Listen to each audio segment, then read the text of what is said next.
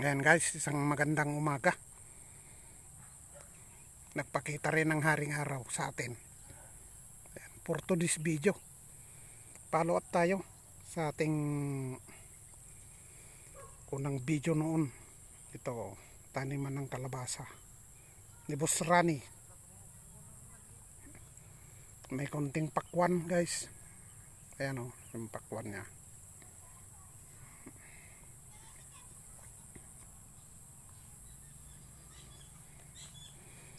Pinuntahan natin ulit upang silipin ang kanyang maliit na taniman. Mga kulang 1 hektarya siguro ito. Hanggang dyan sa likod bahay. Ayan.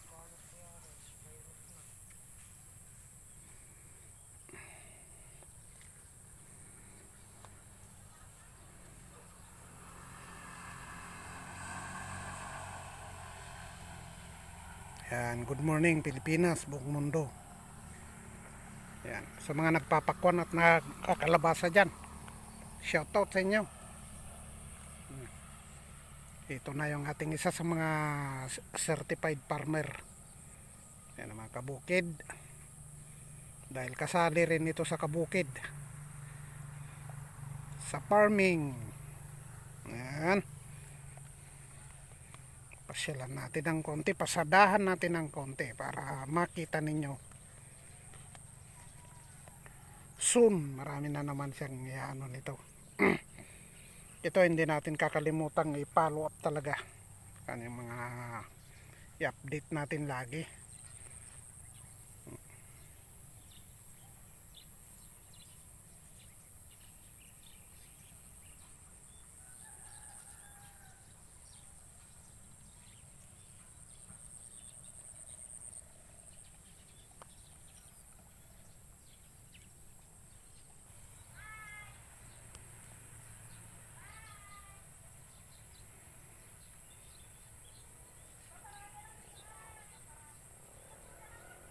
Ayan guys, nag-i-spray siya ng pang-insekto. Dahil medyo inaatake na yung kanyang tanim.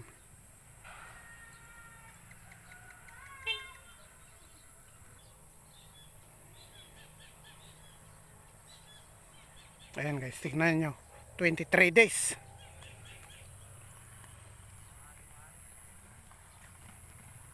Kita nyo. Puntahan natin ng gandulo para makita nyo kung gaano kaganda dito. Tiba-tiba na naman siya rito. Katulad dati nung nakaraan, ganito rin. Ito sa maluwang na kuan. Lupain na ito.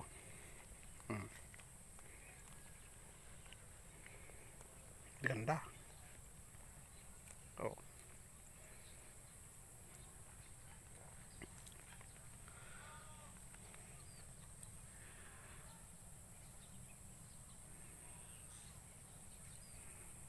Siya nga pala ito guys, ito yung yung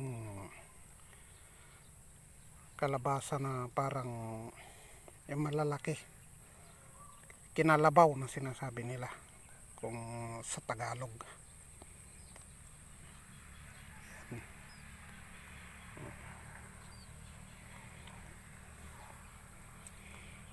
May naka-sponsor dito guys, kaya nakakakuha siya ng technique kung paano magtanim ng kalabasa. At the same time, binibigyan siya ng mga advice para may spray niya dito sa ating pinapakita sa inyong kalabasa niya. Ayan o.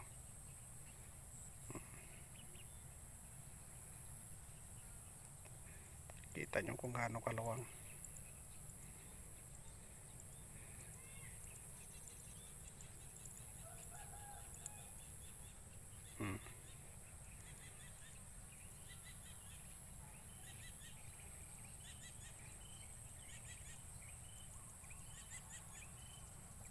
Oh, yan na yung original niya guys. Naluwang niya. Oh. Almost 1 hectare.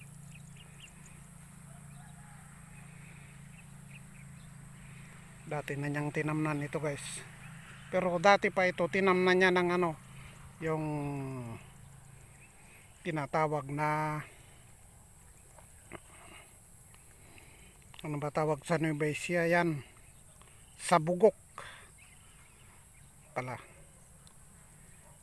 Pero hindi na niya inulit dahil gawa nung medyo desperado siya. Sa kalabasan na lang siya. Ayan.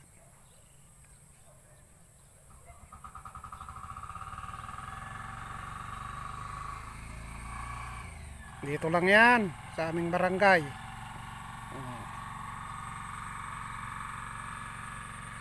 Kita nyo. Kita nyo kung gaano kaganda yung ano, kalabasa. Pero hindi maiwasan kasi guys yung ganyan na may namamatay, ganyan. Kaya nagsusugot-sugot siya.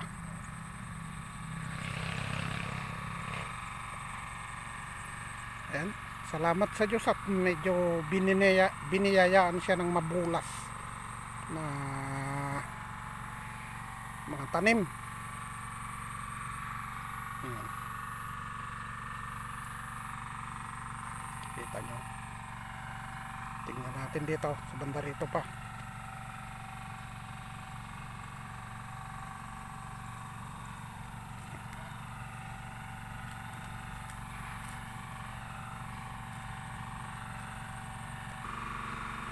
Ayan guys. Isa sa mga katanungan ko sa aking isipan kung anong mas maganda, itong may takip o yung walang takip. Tingnan ninyo. Oh. Yan, may takip. Dito tayo sa walang takip. Oh. Ano sa palagay nyo guys? Comment down below kung anong mas maganda para makakuha kami ng technique ng aking boss. Yan. Salamat sa pagpapakita ng haring araw sa atin, kaya nakapag-spray siya itong ating busing. Ito naman guys sa akin, follow up video ko lang ito sa aking update. Pero sa akin, bukid naman. Sa buhay bukid tayo, Manong Lakay Assorted Vlog, buhay bukid ang ating priority. Yan, hanggang dito na lang yung maikling video natin. Sabi ko maikli pero mahaba na. Magandang tanghali. Shout out sa ating lahat. Sinali ko na sarili ko na nagbibideo. Katulad nung lagi kong sinasabi guys, baka hindi ka pa nakapag-subscribe, mag-subscribe ka na para maging updated ka sa mga marami ko pang videos na i-upload patungkol dito sa kalabasaan ng buhay natin, ay buhay ng ating busing sa buhay bukid. Ayan, pa-share na rin, pa-support para lalo pang lumaganap ang ating channel. Manong Lakay Assorted Vlog po, gumagalang. Tayo naman ay mag-spray bukas. Magandang umaga muli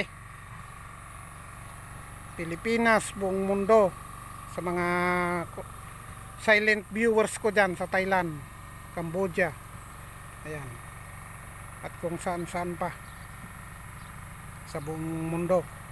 Mabuhay kayo. Good day sa inyong lahat. Bye bye.